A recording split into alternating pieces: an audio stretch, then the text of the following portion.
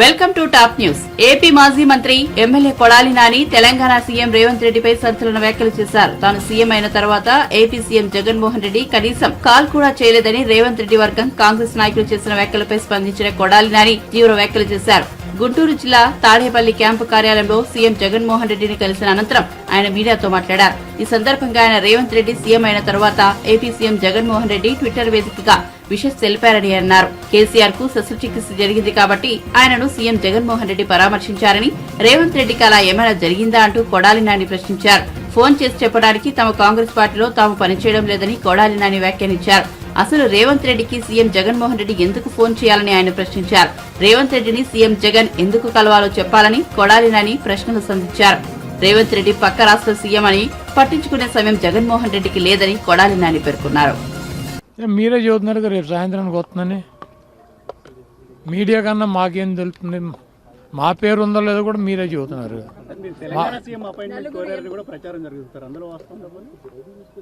ఇక్కడ ఉన్న ఒక స్టేట్లో మా సీఎం గారు ఈ మా పనులే మాకు సాగట్లేదు. మళ్ళీ పక్క రాష్ట్రం వెళ్ళి పక్క రాష్ట్ర సీఎం, కర్ణాటక సీఎం అపాయింట్మెంట్ తీసుకుని నేనేం చేయను.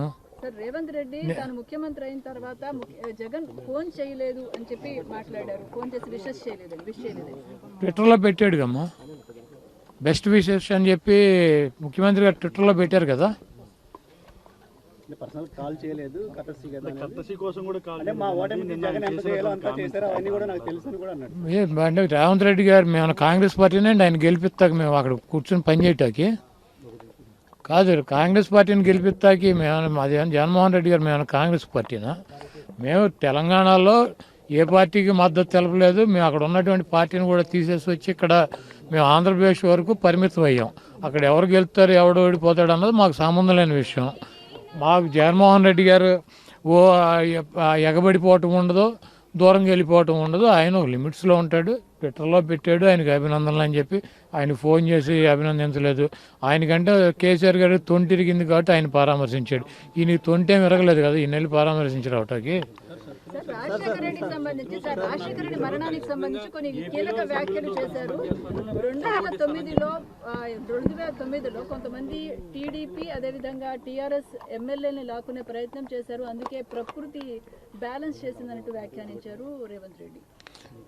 రేవంత్ రెడ్డి గురించి ఇక్కడ ఆంధ్రప్రదేశ్లో డిస్కషన్ చేయటం, ఇక్కడ పెద్ద పట్టించుకోవటం అంత అవసరం లేదు.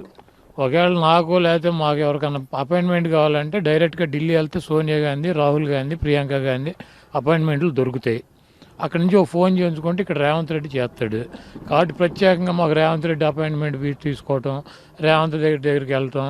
ఈ రేవంత్ రెడ్డి ఏదైనా ప్రాంతీయ పార్టీనా? రేవంత్ రెడ్డి ఏమైనా సుప్రీమా? వాళ్ళు ముఖ్యమంత్రిగా పెట్టుకున్నారు, ఆయన ఆ పదవిని ఎంజాయ్ చేయమనండి. ఊరిని ఇవన్నీ ముఖ్యమంత్రి గురించి వాళ్ళ గురించి నాకు ఫోన్ చేయలేదు. ఏంది దీనికి ఫోన్ చేసేది? ఆయన ట్విట్టర్లో పెట్టాడు మర్యాదగా కంగ్రాచులేషన్స్ ముఖ్యమంత్రి అయినందుకని చెప్పి. నాకు ఫోన్ చేయలేదు, నన్ను వచ్చి కలవలేదు. ఎందుకు ఫోన్ చేస్తారు, ఎందుకు వెళ్ళి కలుస్తారు? ఒక్కొక్కళ్ళ పద్ధతి ఒక రకంగా ఉంటుంది. మా చంద్రబాబు నాయుడు అయితే ఎవడు ముఖ్యమంత్రి అవుతాడని చూసుకుంటూ ఉంటాడు. కౌంటింగ్ టప్పటప్పుడు ఫోన్ కొట్టి నేనే నిన్ను గెలిపించానని చదువుతాడు. మాకు ఆ పరిస్థితి లేదు, మేము అంత ఎగబడాల్సిన అవసరం లేదు. కాబట్టి ఇవన్నీ రేవంత్ రెడ్డినో లేకపోతే పక్క రాష్ట్ర ముఖ్యమంత్రులనో పట్టించుకునే టైం జగన్మోహన్ రెడ్డి గారికి లేదు. మాకు ఇక్కడ మా రాష్ట్రము, మా రాష్ట్ర పరిస్థితులు, ఇక్కడ ఉన్నటువంటి ప్రజానీకం, ఇక్కడ ఉన్నటువంటి పొలిటికల్ సిచ్యువేషన్స్లోనే మేము ఉంటాము. మాకు ఈ రాష్ట్రంలో తప్పించి పక్క రాష్ట్రాల్లో మాకు పార్టీ ఉంది కదా, ఎందుకు తీసాం? వద్దనుకునే కదా. ఒక ఎంపీ గెలిచాం, ఖమ్మం జిల్లాలో 3 ఎమ్మెల్యేలు గెలిచాం. మేము పోటీ చేసిన ప్రతి చోట 40,000, 50,000 ఓట్లు వచ్చినాయి. అయినా కూడా వద్దనుకుని మేము ఇక్కడికి ఎందుకు వచ్చాము? మాకు అవసరం లేదనే కదా పక్క రాష్ట్ర రాజకీయాల్లో. మళ్ళీ ఇప్పుడు ఏదో ఇవన్నీ కూడా ఏపీఎన్ రాధాకృష్ణ పని పాట లేకుండా అక్కడ ఒక సొల్లు ఎకిలి పురాణం అని ఒకటి పెట్టి ఆ ఎకిలి ప్రోగ్రాంలో పెట్టే కార్యక్రమం ఇవన్నీ పెద్ద మాట్లాడుకుంటుంది. షర్మిల గారికి ఏపీలో పూర్తిగా సపోర్ట్ అందిస్తాను ఎవరు? రేవంత్ రెడ్డి రేపు వచ్చేయండి. లేకపోతే ఆయన్ని వచ్చి ఇక్కడ ప్రెసిడెంట్ అవ్వమనండి. రేవంత్ రెడ్డి సపోర్ట్ అందిస్తాం కాదు. లేకపోతే అక్కడికి ముఖ్యమంత్రి పదవి రిజైన్ చేసి ఇక్కడికి వచ్చి Andhra Pradesh working president Congress party president అవ్వమనండి. ఇప్పుడు వాళ్ళ పార్టీకి వాళ్ళు అందించుకోక ఎవడికి అందిస్తాడు? ఆయన చంద్రబాబు నాయుడిని గెలిపించాలంటే షర్మిల గారికి అందించాల్సిందే కదా, తప్పదు కదా.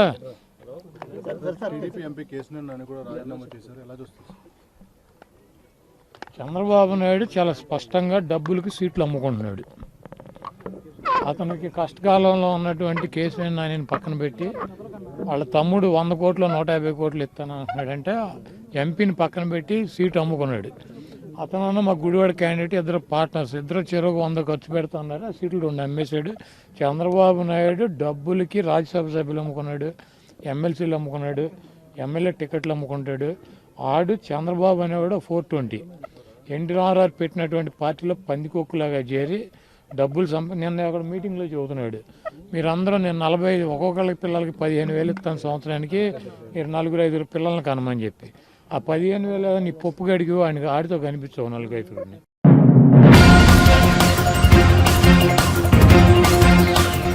అసెంబ్లీ ఎంపీ స్థానాల్లో అభ్యర్థుల మార్పులు చేర్పులపై వైసీపీ అధిష్టానం కసరత్తు పూర్తయినట్లు సమాచారం. 29 మందితో ఫైనల్ లిస్టును విడుదల చేయనున్నట్టు తెలుస్తోంది. సీట్లు దక్కని వారిలో సీఎం జగన్ స్వయంగా మాట్లాడుతూ పరిస్థితులు వివరిస్తున్నారు. భవిష్యత్తులో అవకాశాన్ని బట్టి పదవులు ఇస్తామని హామీ ఇస్తున్నారు. కాగా ఇప్పటికే 38 స్థానాల్లో ఇన్ఛార్జీలను వైసీపీ ప్రకటించిన విషయం తెలిసిందే.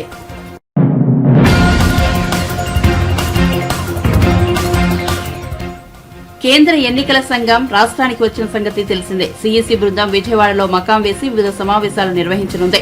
కాగా మంగళవారం ఉదయం టీడీపీ అధినేత చంద్రబాబు, జనసేన పార్టీ చీఫ్ పవన్ కళ్యాణ్ విజయవాడలో కేంద్ర ఎన్నికల బృందాన్ని కలవనున్నారు. పవన్ కళ్యాణ్ హైదరాబాద్ నుంచి మంగళవారం ఉదయం విజయవాడ రానున్నారు. గన్నవరం ఎయిర్పోర్ట్ నుంచి ఉదయం 8:30 ఉండవల్లిలోని చంద్రబాబు నివాసానికి వెళ్తారు. చంద్రబాబు నివాసంలో జనసేనాని అల్పాహార విందును స్వీకరిస్తారు. అనంతరం చంద్రబాబు, పవన్ విజయవాడలో సీఈసీ కమిటీ సభ్యులను కలిసేందుకు బయలుదేరతారు. రాష్ట్రంలో ఓట్ల అక్రమాలు జరుగుతున్నాయంటూ కొన్నాళ్లుగా టీడీపీ, జనసేన నేతలు తీవ్రస్థాయిలో ఆరోపణలు చేస్తున్నారు. దీనికి సంబంధించిన అంశాలను చంద్రబాబు, పవన్ ఎన్నికల సంఘానికి వివరించనున్నారు. ఓట్ల అవకతవకలపై చంద్రబాబు ఇప్పటికే ఢిల్లీలో ఓసారి సీఈసీని కలిశారు. చంద్రబాబు, పవన్ ఇద్దరూ కలిసి సీఈసీతో భేటీ కానుండడం ఇదే ప్రథమం. మంగళవారం విజయవాడ నోవాటెల్ హోటల్లో కేంద్ర ఎన్నికల సంఘం బృందాన్ని కలవనున్నారు.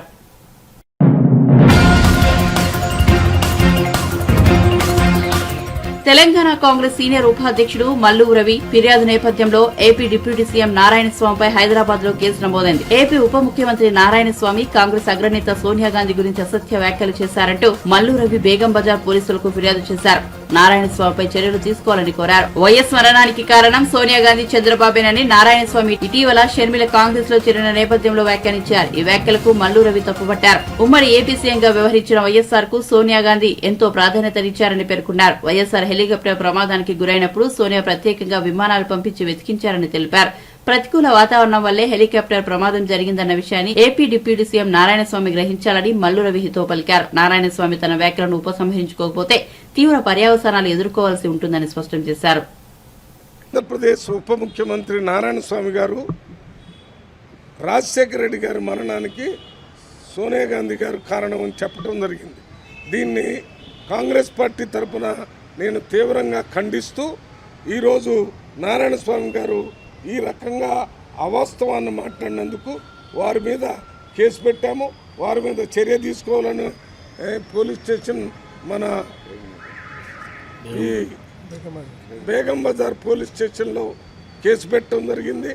అంతేకాకుండా వారికి ఇంకో రిక్వెస్ట్ చేశాం, ఈ విషయాన్ని సోషల్ మీడియాలో ఎవరు మరి తప్పుడు సమాచారాన్ని చూపించకుండా చర్యలు చూడాలని చెప్పడం జరిగింది.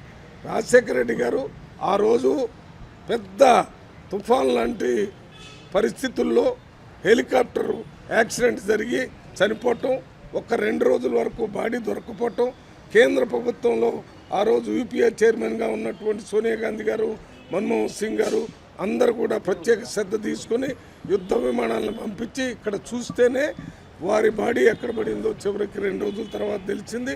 దాని తర్వాత వారి అంత్యక్రియలకు అందరూ పెద్ద ఎత్తున అటెండ్ కావటం జరిగింది.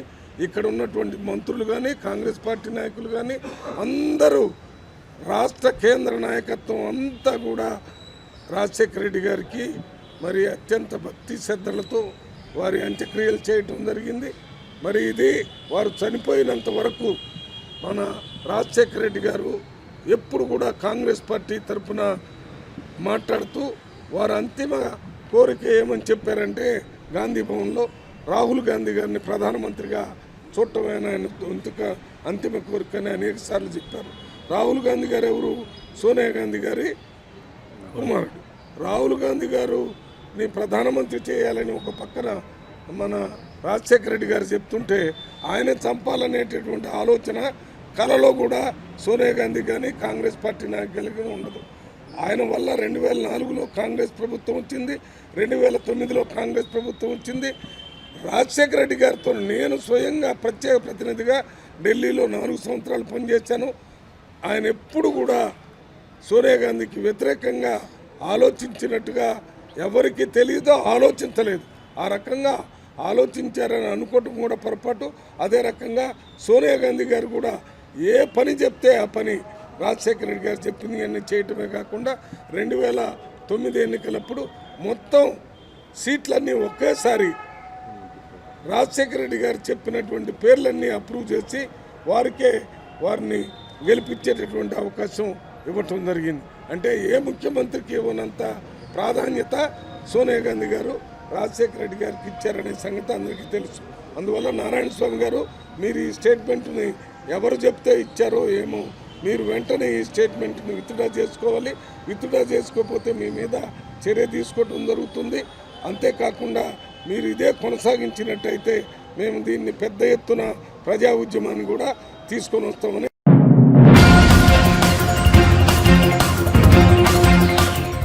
మాజీ ఎంపీలు ఉండవల్లి అరుణ్ కుమార్, హర్ష కుమార్లతో మాజీ ఎంపీ లగడపాటి రాజగోపాల్ భేటీ అయ్యారు. ఈ ముగ్గురు మాజీ ఎంపీల భేటీ ఏపీ రాజకీయాల్లో ప్రాధాన్యతను సంతరించుకుంది. 2014 ముందు ఈ ముగ్గురు రాజకీయ ప్రముఖులు ఏపీ రాజకీయాల్లో కీలక పాత్రను పోషించారు. ఆ తర్వాత ముగ్గురు రాజకీయాలకు దూరంగా ఉన్నారు. ఇప్పుడు ఏపీ రాజకీయాల్లో కాంగ్రెస్ యాక్టివ్ అవుతున్న తరుణంలో వీరి కలయిక ప్రాధాన్యతను సంతరించుకుంది. భేటీ ముగిసిన అనంతరం లగడపాటి మాట్లాడుతూ ఆంధ్రప్రదేశ్ రాష్ట్ర విభజనతోనే తన రాజకీయ జీవితం ముగిసిందని చెప్పారు. రాష్ట్ర విభజన జరిగితే రాజకీయాల నుంచి తప్పుకుంటానని తాను చెప్పానని చెప్పినట్టుగానే 2014 నుంచి రాజకీయాలకు దూరంగా ఉంటున్నానని చెప్పారు. రాజమండ్రికి తాను ఎప్పుడు వచ్చినా ఉండవల్లిని, హర్ష కుమార్లను కలుస్తుంటానని తెలిపారు. వచ్చే ఎన్నికల్లో ఏపీలో జాతీయ పార్టీల ప్రభావం ఏమీ ఉండదని, ప్రాంతీయ పార్టీల మధ్య పోటీ ఉంటుందని చెప్పారు. ఉండవల్లి, హర్ష కుమార్ ఏ పార్టీల తరపున పోటీ చేసినా వారికి తన మద్దతు ఉంటుందని లగడపాటి తెలిపారు. నా ధన్యవాదాలు. నూతన సంవత్సర శుభాకాంక్షలు కూడా, అలాగే రాబో సంక్రాంతి శుభాకాంక్షలు కూడా. ఈరోజు రాజమండ్రి నేను వాస్తవానికి కాకినాడలో నా మిత్రుడు లాలా పబ్లిక్ స్కూల్ గుంటూరులో మేము కలిసి చదువుకున్నాం. సుబ్బయ్య చౌదరి అని ఐఆర్ఎస్ ఆఫీసర్, ఇన్కమ్ ట్యాక్స్ మన కస్టమ్స్ ఆఫీసరు, వాళ్ళ పాప రిసెప్షన్ నిమిత్తం రావడం జరిగింది. నేను ఎప్పుడు రాజమండ్రి వచ్చినా తప్పకుండా హర్ష కుమార్ గారిని, అలాగే అరుణ్ కుమార్ గారిని ఇద్దరు కూడా, ఎందుకంటే కలవడం ఒక అది 4-5 ఏళ్ళకి అయిందాం కూడా వచ్చి ఇక్కడికి. ఎందుకంటే మేమంతా కూడా కలిసి పార్లమెంట్లో, మీ అందరికీ తెలిసిన విషయమే, రాజకీయాలకు కూడా లెక్క చేయకుండా, పార్టీని కూడా లెక్క చేయకుండా, మనకి భవిష్యత్తు ఏంటని కూడా లెక్క చేయకుండా రాష్ట్ర ప్రజల కోసం ఆ రోజు, సరే అది సాధించామా లేదా వేరే విషయమే, బట్ ప్రజలకు పక్షాన నిలబడి ఆ రోజు అన్ని విధాలు కూడా పోరాటం చేయడం జరిగింది. అందుకనే పర్సనల్గా వచ్చాను. అంతకుమించి రాజకీయాలతో ఎటువంటి సంబంధం లేదు. వాళ్ళు రాజకీయాల్లో కొనసాగాలని, మంచి పదవులకు వెళ్ళాలని మటుకు నాకు ఆకాంక్ష ఎప్పుడు ఉంటుంది. సో అందుకని దాని గురించే ఒకసారి వచ్చి కుటుంబ సభ్యులతో పలకరిద్దామని వచ్చాను. రాజకీయాల్లో వచ్చే సమస్య లేదు, మళ్ళీ పొడి చేసే సమస్య లేదు. అది మటుకు ఆ రోజు 2009లో చెప్పాను. నేను రాష్ట్ర విభజన జరిగితే నేను రాజకీయాల్లో రాను, ఉండనని చెప్పాను. దాన్ని కట్టుబడే 14లో తప్పుకున్నాను. నేను తప్పుకున్నా కూడా హర్ష కుమార్ ఏ పార్టీలో పోటీ చేసినా హర్ష కుమార్కి నా మద్దతు ఉందని తెలియజేశాను. అలాగే ఇప్పుడు కూడా చెప్తాను, హర్ష కుమార్, అరుణ్ కుమార్ ఎక్కడ పోటీ చేసినా, ఏ పార్టీ అయినా, ఏ నియోజకవర్గం సంబంధం లేదు, వాళ్ళకి వ్యక్తిగతంగా నా మద్దతు ఇప్పుడు ఉంటుంది. ఎక్కడ నేను రాజకీయాలు దూరంగా ఉన్నాను, ఏ అంచనాలు కూడా వేయట్లేదు. నేను వెళ్ళినంత వరకు ఎక్కువగా ఢిల్లీలో, అలాగే ఉత్తర రాష్ట్రాల్లో ఎక్కువగా వ్యాపార లావాదేవీలు అక్కడే ఉంటున్నాను ఎక్కువగా. సో నేను రాజకీయాల మీద మనసు పెట్టట్లేదు. ఎవరు వస్తారు, ఎవరు ఓడిపోతారని కూడా ఆలోచించట్లేదు. అదంతా వీళ్ళకే వదిలేస్తాను. వీళ్ళ రాజకీయాలు ఏముంది, కొత్త ఏం కాదు కదా. మరి ఎప్పుడు పోటీ ఉంటుంది. ఒకప్పుడేమో జాతీయ పార్టీకి, ప్రాంతీయ పార్టీకి పోటీ ఉండేది. ఇప్పుడు ప్రాంతీయ పార్టీల మధ్యనే పోటీ ఉంటుంది. సో న్యాచురల్గా జాతీయ పార్టీకి, ప్రాంతీయ పార్టీకి పోటీ ఉన్నప్పుడు ఒకలాగా ఉంటుంది. ప్రాంతీయ పార్టీల మీద పోటీ ఉన్నప్పుడు మనం తమిళనాడులో చూసాం కదా. సో ఆ యొక్క పోరాటం కొంత డిఫరెంట్గా ఉంటుంది. కాంగ్రెస్ పార్టీకి ఎవరి వ్యక్తిగత విషయం అది. సో ఎవరు ఏ పార్టీలోకి వెళ్ళినా నాకేం సంబంధం లేదు, వాళ్ళ ఇష్టం అది ప్రజలు నిర్ణయించాలి. ఎందుకంటే నేను రాష్ట్రానికి ఎప్పుడో 1 సంవత్సరం అయింది నేను ఈ రాష్ట్రానికి వచ్చి. మొన్న విజయవాడ వెళ్ళాను, ఇవాళ రాజమండ్రి వచ్చాను. సో అందుకని పనితీరు ఎలా ఉంది, నాయకులు ఎలా ఉన్నారు, స్థానికంగా ఎలా ఉంది అని కూడా ప్రజలు నిర్ణయిస్తారు. అట్లాగే ఇంకా 2 నెలలు నిర్ణయిస్తారు కదా. ఇప్పుడు తినపోయే భోజనం రుచి ఇప్పుడు చెప్తే ఎందుకు తిన్నాక తెలుస్తుంది. అట్లా ఖచ్చితంగా కాంగ్రెస్ పార్టీ విజయం సాధించడం ఒక ఎందుకంటే నాకు రాజకీయంగా భవిష్యత్తు ఇచ్చింది, పుట్టుకనిచ్చింది కాంగ్రెస్ పార్టీ.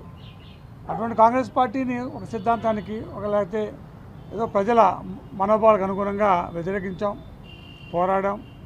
బట్ ఎప్పుడు మా మనసులో ఎప్పుడు ఉంటుంది కాంగ్రెస్ పార్టీ బాగుంటే మంచిది. ఎందుకంటే అది 120 ఏళ్ల చరిత్ర గల పార్టీ. ముఖ్యంగా నేను జాతీయ పార్టీలు బలంగా ఉండాలని కోరుకునే వ్యక్తి నేను. అది ఇంకా ప్రజలు నిర్ణయించాలి, అలాగే నాయకత్వం నిర్ణయించాలి, నాయకత్వం చేపట్టే కార్యక్రమాలు నిర్ణయిస్తాయి. అసలుకి అవకాశం ఉందా లేదా అనేది పక్కన పెట్టండి. నాకుగా రాజకీయాలు రావాలన్న ఆలోచన లేదు, అలాగే పోటీ చేయాలన్న ఆలోచన లేదు. దానికి మటుకు నేను కట్టుబడతాను.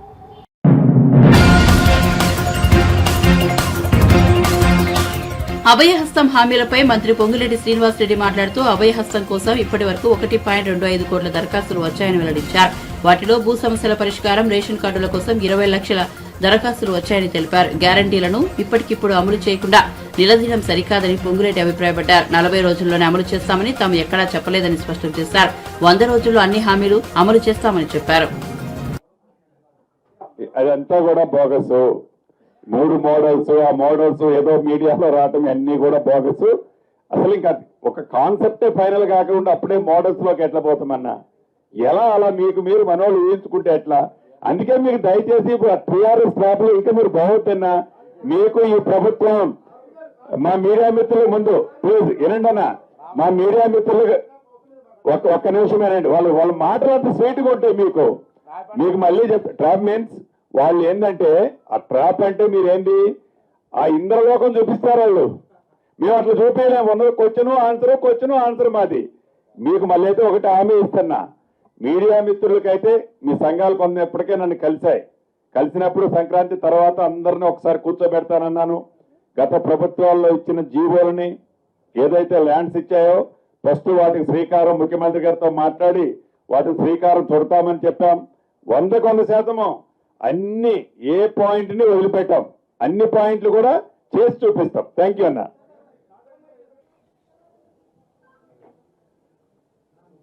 డిసెంబర్ 9న తెలంగాణ రాష్ట్రంలో తెలంగాణ ప్రజలు ఇందిరమ్మ రాజ్యాన్ని తెచ్చుకున్న సంగతి మీకు తెలియంది కాదు. ఇందిరమ్మ రాజ్యం వచ్చిన లగాయత్తు ఏదైతే ఆనాడు కాంగ్రెస్ పార్టీ ఎన్నికల ప్రచారంలో భాగంగా అభయ హస్తం ద్వారా 6 గ్యారంటీ కార్యక్రమాలు ఇస్తామని చెప్పి ఎన్నికల్లో చెప్పిన ప్రతి కార్యక్రమాన్ని ప్రజలకి అందించాలని చిత్తశుద్ధితో పని చేస్తుందన్న సంగతి కూడా తెలంగాణలోని 4 కోట్ల ప్రజలు ఈనాడు ప్రత్యక్షంగా గమనిస్తున్నారు. ఈ 6 గ్యారంటీల్లోని 2 గ్యారంటీలు ప్రభుత్వం ఏర్పడిన 48 గంటల లోపే అర్హులైన ప్రజలకి, ఆడబిడ్డలకి ఇవ్వటమే కాకుండా ఈ అభయహస్తంలోని మిగతా కార్యక్రమాలని గడిచిన 10 సంవత్సరాలలో ఏ రోజు కూడా గత ప్రభుత్వం ప్రజలు స్వేచ్ఛగా వారి అవసరాలను గాని వారి బాధలను గాని వినకపోతే ఏ ఇందిరమ్మ రాజ్యం వస్తే మంచి జరుగుతుందని ప్రజలు తెలుసుకున్న ఇందిరమ్మ రాజ్యంలో డిసెంబర్ 28వ తారీఖు నుంచి జనవరి 6వ తారీఖు వరకు ప్రజా పాలన కార్యక్రమాన్ని మన గౌరవ ముఖ్యమంత్రి గారు రేవంత్ రెడ్డి గారు, అదే రకంగా ఉప ముఖ్యమంత్రి గారు బట్టి విక్రమార్క గారు, కేబినెట్ సహచరులు అందరం చర్చించుకొని సిఎస్ గారు, డీజీపీ గారు, సీనియర్ బ్యూరోక్రాట్స్, జిల్లాలో ఉండే కలెక్టర్లు, ఎస్పీలు, ఇంకా గ్రామ స్థాయికి నుంచి జిల్లా స్థాయికి వరకు ఉన్న అనేక మంది అధికారులు వారందరి సహాయ సహకారాలతో వాళ్ళ కృషితో చిన్న ఇన్సిడెంట్ కూడా జరగకుండా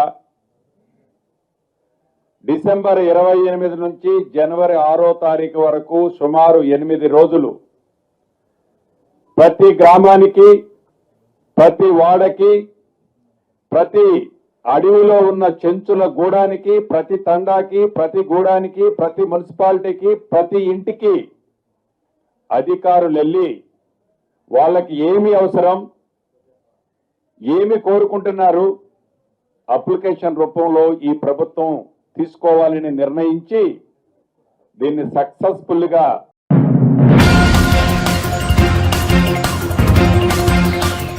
వచ్చే పార్లమెంట్ ఎన్నికల్లో కాంగ్రెస్ బీజేపీ మధ్య పోటీ ఉంటుందని కేంద్ర మంత్రి కిషన్ రెడ్డి చెప్పారు. బీఆర్ఎస్ తో పొత్తు వార్తలపై స్పందిస్తూ తాము ఆ పార్టీతో ఎప్పుడైనా కలిసామా అని ప్రశ్నించారు. తెలంగాణ ప్రజలకు బీఆర్ఎస్ కేసీఆర్ అవసరం లేదని స్పష్టం చేశారు.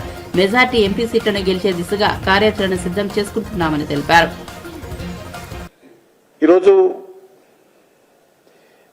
ఫిర్ ఏక్ బార్ మోడీ సర్కార్ అనే నినాదంతో అధికారంలో రావడం కోసము ఎన్నికల్లో మా ప్రచార భేరీని మోగించనున్నాం. సంక్రాంతి తర్వాత ఈ యొక్క ఎన్నికల ప్రచార కార్యక్రమానికి జాతీయ స్థాయిలో శ్రీకారం చుడతారు. తెలంగాణలో కూడా పూర్తి స్థాయిలో శక్తిని కేంద్రీకరిస్తాం. మెజార్టీ స్థానాలలో బీజేపీ గెలవనున్నది. ఎందుకంటే ఈరోజు ప్రధానమైనటువంటి పోటీ కాంగ్రెస్ కు భారతీయ జనతా పార్టీకి ఉంటుందని అంచనా వేస్తా ఉన్నాం. ఎందుకంటే వచ్చే పార్లమెంట్ ఎన్నికల్లో కానీ భవిష్యత్తు తెలంగాణ రాజకీయాల్లో కానీ టీఆర్ఎస్ పార్టీ ఇర్రెలెవెంట్ పార్టీ అవుతుంది. టీఆర్ఎస్ పార్టీ లేక బీఆర్ఎస్ పార్టీ కేసీఆర్ కుటుంబం యొక్క ఆవశ్యకత తెలంగాణకు అవసరం లేదు. కాబట్టి ఈరోజు ఉన్నటువంటి రాజకీయ పరిస్థితుల దృష్టిలో కాంగ్రెస్ పోటీతోటే ప్రధానంగా ఉండేటువంటి అవకాశం ఉంటుందని మేము అంచనా వేస్తున్నాం. అయినప్పటికీ ఎక్కడ కూడా తక్కువ అంచనా వేయకుండా అన్ని రకాలుగా ఎన్నికల్లో గెలవాలనేటువంటి ఏకైక లక్ష్యంతో మేము ముందుకెళ్తాం.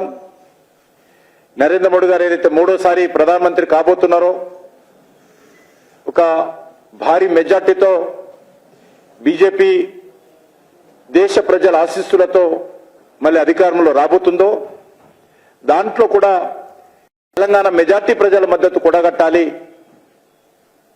నరేంద్ర మోడీ గారు అధికారంలో రావడంలో తెలంగాణ ప్రజల యొక్క భాగస్వామ్యం కూడా పూర్తి స్థాయిలో ఉండాలనేటువంటి ఆలోచనతో ఈరోజు మా కార్యాచరణ ప్రణాళిక రూపొందించుకున్నాం. మాకు పూర్తి విశ్వాసం ఉంది. వస్తున్నటువంటి వివరాల సేకరణ ప్రకారము, వార్తల ప్రకారము మెజార్టీ సీట్లు భారతీయ జనతా పార్టీ గెలుస్తాం. దానికి సంబంధించి అన్ని రకాలుగా మేము దృష్టి కేంద్రీకరించాలని చెప్పి నిర్ణయించడం జరిగింది. ఏదైతే కేంద్ర పార్టీ ఆదేశాలు ఇవ్వడం జరిగింది, ఏదైతే ఎన్నికల ప్రణాళిక భారతీయ జనతా పార్టీ కేంద్ర కమిటీ ఏర్పాటు చేయడం జరిగింది. దానికి జిల్లా స్థాయిలో కూడా పార్లమెంట్ స్థాయిలో కూడా వివిధ వర్గాలతో సమావేశమై నరేంద్ర మోడీ గారి నాయకత్వంలో మూడోసారి అధికారంలో రాబోతున్నటువంటి ప్రభుత్వం యొక్క ఎజెండా ఏముండాలి, దానికి కావలసినటువంటి ఎన్నికల ప్రణాళిక ఏ రకంగా ఉండాలి అనేటువంటి నిర్ణయము మరి తీసుకొని దానిపైన పార్లమెంట్ సమావేశాలు, పార్లమెంట్ యొక్క నియోజకవర్గాల వారిగా కూడా చర్చ జరపాలని చెప్పి కూడా నిర్ణయించడం జరిగింది. అంతేకాకుండా ఈరోజు ముఖ్యంగా యంగ్ ఓటర్స్ ఇంతకుముందు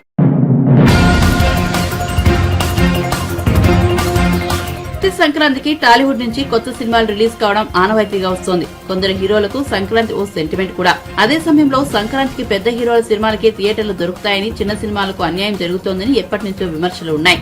వీటిలో ఎక్కువ శాతం విమర్శలు ప్రముఖ నిర్మాత దిల్ రాజు పేరుతో ముడిపడినవే.